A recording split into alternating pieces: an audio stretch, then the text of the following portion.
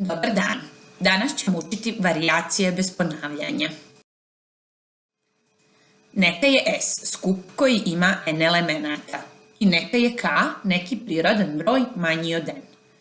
Za svaku k-torku različitih elemenata skupa S kažemo da je varijacija bez ponavljanja kt klase skupa S.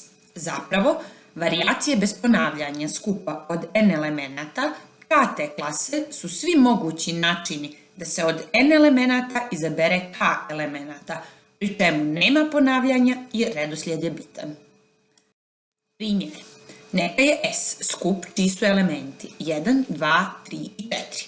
Naći sve varijacije druge klase elemenata skupa S. Naš zadatak jeste da nađemo sve uređene dvojke koje se mogu zapisati od elemenata skupa S.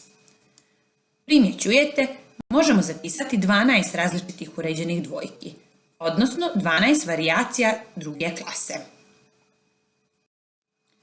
Koliko ima varijacija n elemenata kt klase? Ekvivalentno pitanje bi bilo na koliko se načina može popuniti k mjesta sa n elemenata. Slično kao kod permutacija, na prvu poziciju možemo smjestiti bilo koji od n elemenata, znači imamo n mogućnosti. Za drugu poziciju preostalo nam je n-1 element, jer se 1 već nalazi na prvoj poziciji. Po istom rezonu, za treću poziciju nam je preostalo n-2 elemenata i tako dalje. Međutim, dok nam je kod permutacije za posljednju poziciju preostao jedan element, jer smo tada imali broj pozicija koji je jednak broju elemenata, ovdje to nije slučaj. Kad dođemo do kt pozicije, za nju nam preostaje n-k-1 element. Broj varijacija dobijamo množenjem ovih mogućnosti.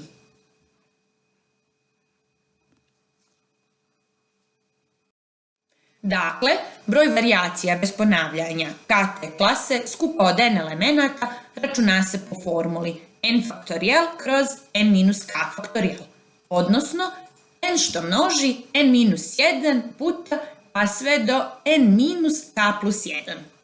Rekla sam odnosno zato što su ove dvije formule ekvivalentne, jer kada uprostimo prvu formulu dolazimo do druge. Kako da prepoznamo varijacije? Kao i permutacije i varijacije možemo lako prepoznati kada odgovorimo na ista ona dva pitanja.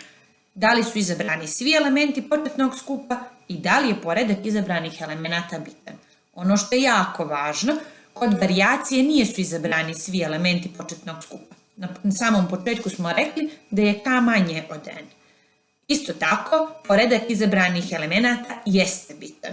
Znajući odgovore na ova dva pitanja, lako možemo prepoznati da li se u zadatku radi o varijacijama.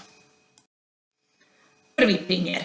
Na koliko se načina iz odeljenja u kojem uči 30 učenika, 14 djevojčica i 16 dječaka može izabrati glumačka ekipa za Crvenkapu. Likovi su Crvenkapa, Vuk, Baka i Lovac. Ako pod A, pol djeteta nije bitan kod biranja glumaca za likove. Pod B, Crvenkapu i Baku moraju glumiti djevojčice, a Vuka i Lovca dječaci. U prvom dijelu zadatka treba da nađemo broj načina da odaberemo 4 učenika iz grupe od 30 učenika, jer možemo zanemariti pol učenika. Ovaj broj predstavlja broj varijacija četvrte klase skupa od 30 elemenata. Dakle, n je jednako 30 i k je jednako 4. Sada ove vrijednosti možemo uvrstiti u formulu za računanje broja varijacija. Međutim, prije nego što to uradimo, treba da izračunamo n-k plus 1. Ovaj broj nam je jako važan jer nam predstavlja posljednji činilac u formuli za izračunavanje broja varijacija. Znači, n-k plus 1 je 27, pa ćemo množiti od 30 do 27. Dakle, broj ovih varijacija bit će 30 puta 29 puta 28 puta 27, što je 657.720. Eto, toliko imamo mogućnosti da odaberemo glumce za ove likove. Pod B. Crvenkapicu i Baku moraju glumiti djevojčice. Znači, biramo 2 djevojčice iz grupe od 14 djevojčica, odnosno to su varijacije druge klase skupa od 15 elemenata. taj broj jednak je 14 puta 13, odnosno 182. Na isti način biramo dječake, znači treba izabrati dva dječaka od njih 16, pa je taj broj jednak 16 puta 15, odnosno 240. Samim tim, broj načina na koji možemo odabrati glumce je 182 puta 240, odnosno 43.680 mogućih načina. Drugi primjer.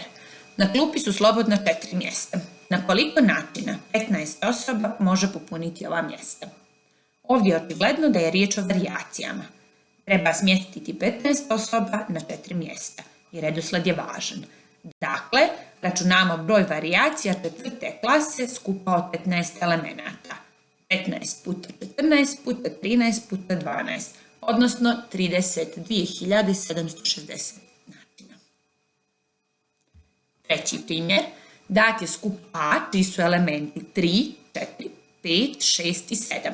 Odrediti broj trocifrenih brojeva koji se mogu obrazovati od elemenata skupa A.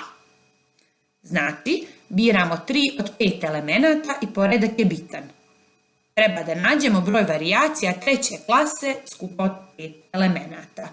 Taj broj se računa po formuli 5 puta 4 puta 3, odnosno imamo 60 trocifrenih brojeva koji se mogu obrazovati od elemenata skupa A. Četvrti primjer. Od koliko različitih elemenata možemo formirati 210 varijacija druge klase? Ovdje nam je malo drugačiji zadatak od prethodnih. Znači, mi ovdje već imamo broj varijacija i znamo da su varijacije druge klase. Znači, poznato nam je K i poznato nam je V. Ono što nam nije poznato jeste N ili ti broj elemenata početnog skupa. Taj broj ćemo izračunati kad ove poznate vrijednosti uvrstimo u formulu. Dobijamo n što množi n minus 1 da je jednako 210, jer se na ovaj način računaju varijacije druge klase od n elemenata. Kada ovo pomnožimo, dobijamo kvadratnu jednačinu po n, znači n na kvadrat minus n minus 210 da je jednako 0. Kada riješimo ovu kvadratnu jednačinu po n, dobit ćemo dva rješenja. Prvo rješenje je n1 je jednako 15, a drugo rješenje je n2 je jednako minus 14. Pošto znamo da mi tražimo broj elemenata početnog skupa, a broj elemenata ne može biti negativan broj, mi uzimamo za rješenje n je jednako 15. To bi bilo sve za danas. Hvala vam na pažnji.